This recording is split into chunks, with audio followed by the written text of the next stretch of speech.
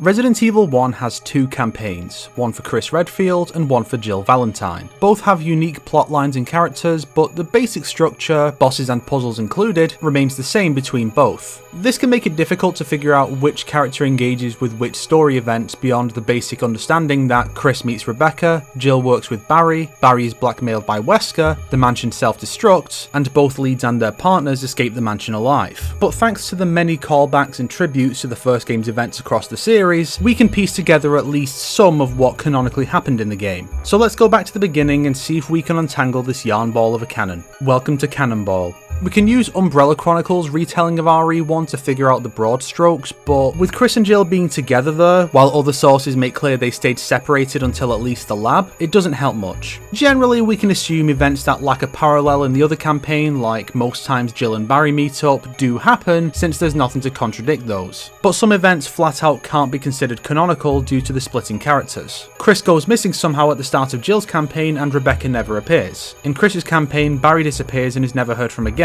Canonically, all four of them make it out, which isn't a possible ending in any version of the game, unless you imagine that Barry or Rebecca walks back. We have to assume that the surviving Alpha Team members arrive together and split up, remaining that way until the lab, or that Chris does get separated from the others and only gets inside once the others have left the main hall. There's room to at least theorise when it comes to events with more going on in one scenario than the other, such as Rebecca helping Chris to make the V-Jolt to kill Plant 42, or Jill finding Forrest because she gets a weapon while Chris doesn't, but those are tentative at best since that's not a consistent rule. But there are a few details with firm canonical evidence backing them. Jill's near crushing after obtaining the shotgun, leading to the infamous "You were almost a Jill sandwich," is also referenced in Revelations 2 with this exchange. Oh my god, are you okay? Yeah, I was almost a Claire sandwich. Does Barry tell everyone that story? So this event definitely took place, but the callback raises the question of which version of RE1 is canonical, given that the line was changed in the remake, but the original line is referenced in Rev 2. A second late, you would have fit nicely into a sandwich. Meanwhile, Lisa Trevor from the remake appears in Umbrella Chronicles' Rebirth scenario, suggesting, alongside the design of the mansion, that the remake is canonical. It's possible that Claire is just misquoting Barry, or the inside joke among the surviving STARS members and their families has been corrupted and simplified into this X-sandwich line in the near decade and a half since the incident occurred. Since I'm more familiar with the remake than the original, I'm going to go on the assumption that the remake is canonical. Similar callbacks are made by Barry in the same game, such as "Who's the master of unlocking now, huh? And I have this." The Master of Unlocking is a direct callback, even though again the line was changed in the remake, while I have this doesn't feel like an intentional callback on the part of Barry. So it's difficult to say with those two, but I think it's worth making note of at least. Richard is encountered alone by Jill or alongside Rebecca by Chris. Since this is the only way for Chris to meet Rebecca in the remake, and given how Umbrella Chronicles reveals that Richard was wounded saving her, making her very unlikely to leave him, it's clearly Chris who encounters him. This also means that Richard dies to either the poison or saving Chris from Neptune, possibly making Chris the one who kills the shark.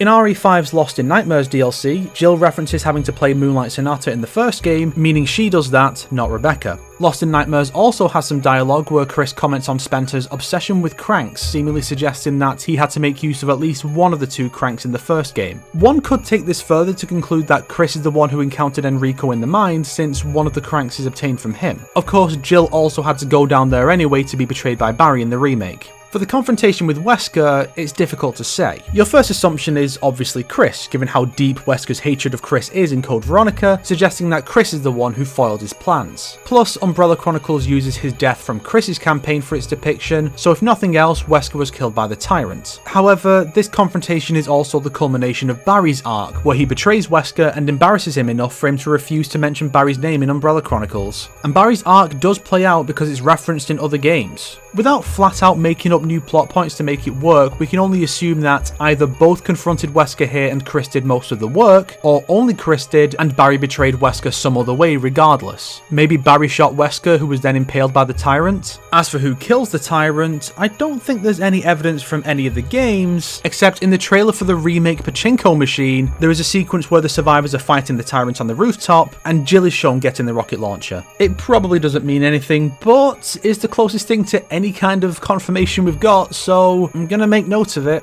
From what I can tell, this is all the evidence the series has provided. Do you know of any more pieces of evidence to suggest what really went down on that dark July night? Let me know in the comments. If we can come up with enough, maybe I'll release a director's cut of this video with a horrifically butchered soundtrack. If you liked this video, why not subscribe and support me on Patreon like these fine people here? If not, then make sure to share it with your enemies so they can suffer along with you. Today's recommended series is Road to the Rocket Launcher by The Gaming Brit. It's a series that dissects each mainline Resi game's campaign structure. Kinda surprised I've not showed this one before, to be honest.